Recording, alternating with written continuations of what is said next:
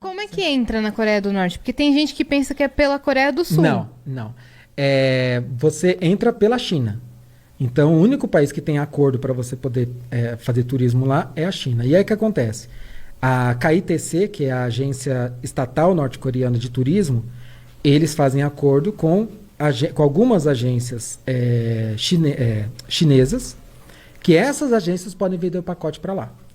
E aí, eles oferecem isso para o mundo todo. Então, eu entrei em contato com uma agência chinesa, falei, queria ir, eles começaram a me orientar tudo o que precisava fazer, as regras que tinha, tive que assinar alguns documentos com todas as regras lá, que eu ia cumprir as regras do que podia e o que não podia fazer, das coisas mais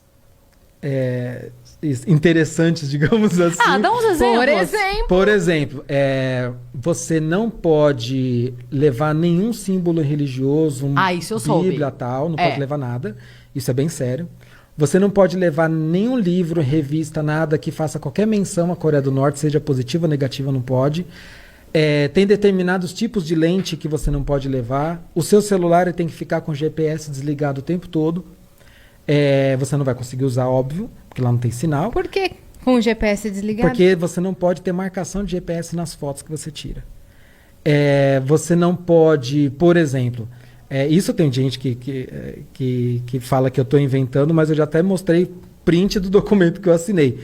Se você pegar um jornal, por exemplo, que tem a foto lá do Kim Il-sung, do Kim Jong-il, do Kim Jong-un, você não pode dobrar o jornal em cima da foto dele, você não pode colocar uma garrafa em cima da foto.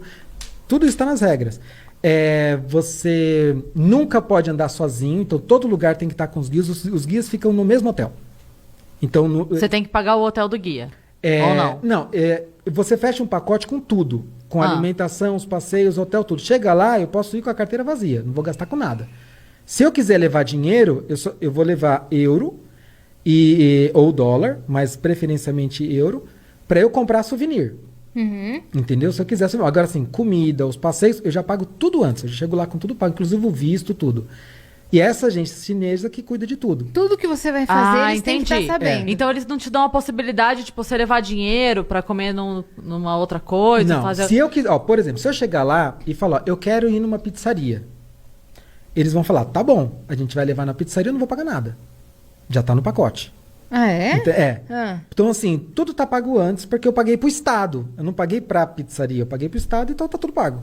Então eu vou lá e uso o que eu quiser, mas você faz um planejamento da viagem antes. Então você escolhe os pontos que você vai ver. Isso funciona com vale? Eu quero tentar entender assim, porque a pizzaria tem um dono. Ou não tem o dono? Não tem um dono, é do Estado. Todo o comércio é do Estado? Tudo do Estado. Todos? Tudo do Estado. E eles que designam quem que vai trabalhar nesses comércios? Eles que vão definir, mas assim, hoje já existe um acordo que existe entre o Estado e um grupo que chama Donju, que se traduzir é algo como mestres do dinheiro, que são os capitalistas norte-coreanos. São aquelas pessoas que fazem dinheiro com a Coreia do Norte.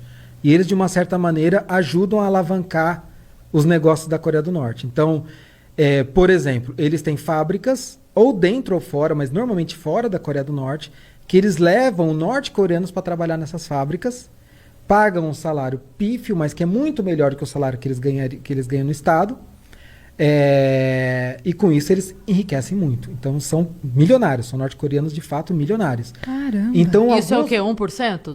Não chega a 1%. Nem chega a isso. Um grupinho. É um nada. Esses milionários. Você tem uma elite do país, que essa elite corresponde a mais ou menos uns 25%, mas não é uma elite necessariamente endinheirada. A gente está falando que a Coreia do Norte ela é dividida... Uma elite social, você diria? Uma elite social. De poder. Porque a Coreia do Norte ela é dividida em castas políticas. Uhum. Então você, como na Índia, você tem as castas, né, os Dalits, aquelas coisas do que é baseado na religião. Na Coreia do Norte é uma casta baseada em política. Então, só para explicar, até 1948 a Coreia era uma só. Era a Península Coreana. Quando teve logo depois do fim da Segunda Guerra, ainda ficou um tempinho, mas logo em seguida começou a Guerra Fria, porque tem toda uma... Estados Unidos vindo por baixo, a Rússia vindo por cima, dividiu a Coreia em dois. Tá. Norte e Sul. Então eu tô encurtando muito a história, tá? Resumindo total. Resumindo muito. E aí, assim, quem era do sul, as pessoas que moravam no sul naturalmente não podiam ir mais para o norte, e do norte não podiam ir para o sul. O sul ficou capitalista, o norte ficou comunista. E nessa época, aquelas pessoas que lutaram para proteger, digamos assim, lutaram do lado dos comunistas, se tornaram a elite do país.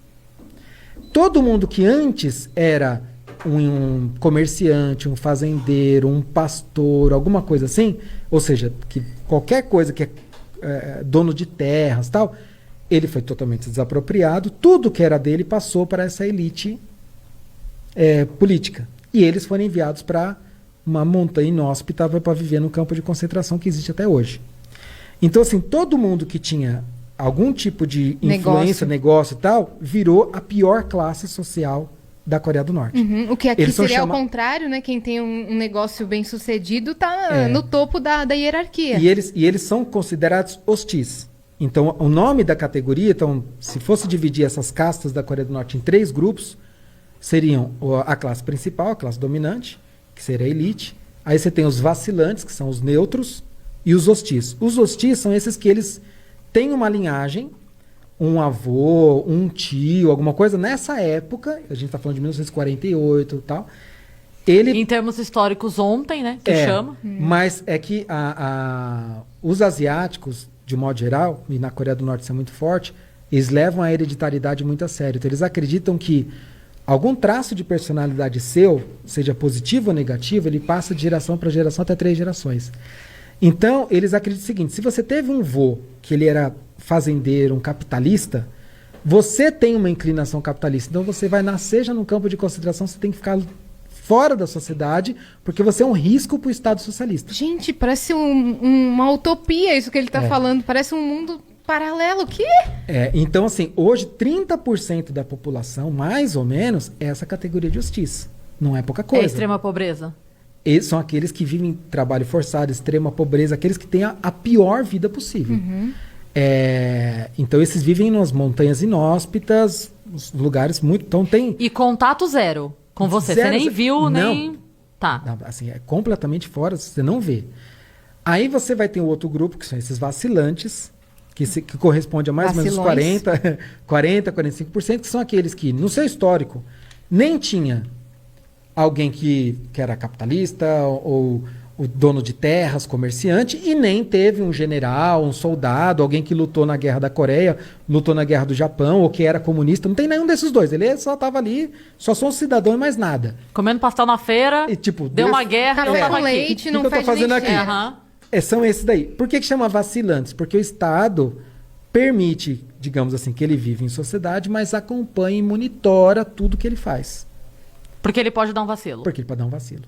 Ou seja, ele pode ter alguma inclinação capitalista ou, se não tão devota ao socialismo, que isso vai acender uma luzinha vermelha e a vida dele vai começar a ficar um pouquinho mais difícil.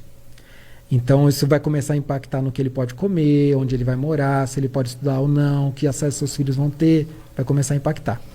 E aqueles que têm no seu histórico alguém que lutou ao lado de Kim Il-sung, por exemplo, na Guerra da Coreia, na Guerra do Japão, ou que era um comunista, tal, esses são a elite do país. Então, eles que vão poder, por exemplo, morar em Pyongyang, que é a cidade vitrine, é a capital. Capital, lá que Então, você foi. lá, na verdade, eu fui em 3 cidades lá. Mas é óbvio que só vão me levar para os lugares que eles querem Óbvio. me Não mostrar. vão te levar para o topo da montanha. Então, Pyongyang, por exemplo, 95% da população de Pyongyang é da elite. Então, assim, por quê? Porque é um privilégio morar lá. É onde você tem a melhor educação, a melhor saúde, o melhor acesso, melhor tudo. Parques, hotéis, tudo. Lá tem parque aquático, cinemas, tem restaurantes diversos. Então, assim, é o lugar dos privilegiados. 5 estrelas ali. Aí, se um norte-coreano, por exemplo... É engraçado você pensar que o privilégio do país comunista é todos os privilégios que o capitalismo pode oferecer para eles, né? Com a diferença, né, que é o que eu costumo dizer, que assim, você num país, aqui no Brasil, por exemplo, né, isso foi uma lição que eu trouxe para mim. Aqui você pode nascer numa favela, ter uma vida terrível, péssimo acesso à educação, uma família desestruturada.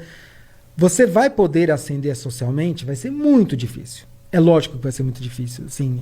Porque você está nascendo numa disparidade enorme. Sim. Né, com Sim. pouquíssimas oportunidades. Então vai ser muito difícil. Mas alguém te proíbe? Não. Não. É difícil, muito difícil, mas ninguém te proíbe. Ninguém vai falar, você nunca, jamais vai poder estudar em tal faculdade, ou vai poder escolher o seu emprego, ou vai poder comer carne, porque você teve um avô comunista. É diferente. Né? Então, assim, e isso foi uma das coisas que eu trouxe para mim, porque quando você sai de um país que ele tem tantas regras e que você vê uma população refém de um regime, você começa a dar valor àquilo que você tem. Você fala, o Brasil é uma bagunça, isso aqui é um pandemônio. Tem um monte de coisa errada acontecendo no governo, na Câmara, no STF, um monte de coisa errada. Mas calma, poderia ser muito pior.